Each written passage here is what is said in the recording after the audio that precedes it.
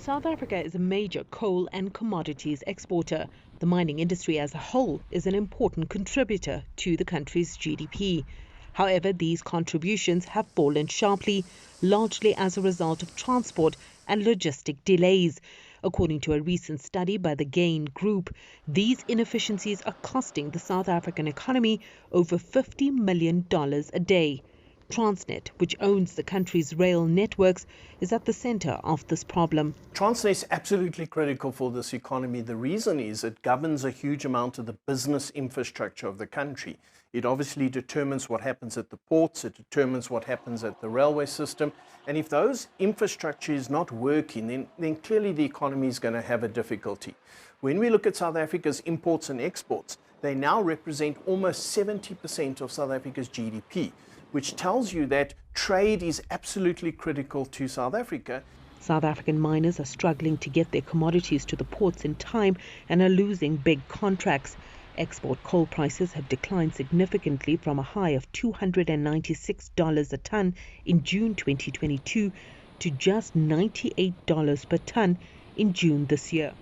If it wasn't for Transnet, this GDP of this country, the growth rate could have been about more than 6% last year. And this is what we need. This is what we need as an economy.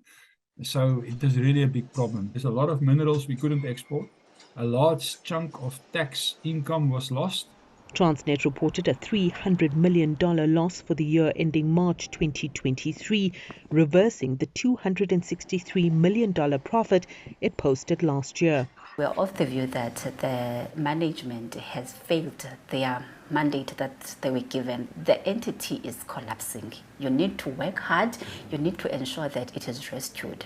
But rather, it has collapsed to a point where they even sold 49% of the entity. It's been a torrid time for Transnet, having to deal with natural disasters, strike action, theft and vandalism, power shortages, and of course corruption, all of which are having a disastrous impact on the economy. If I look at the electricity system, people warned about the decay for many years, and it's only when it became an absolute crisis did we see the politicians and people getting involved to make an active decision. We need to get to that point within Transnet, but you don't want to wait for an outright crisis before you make those critical decisions. The Gain Group's study suggested urgent action to avoid further impact on the economy.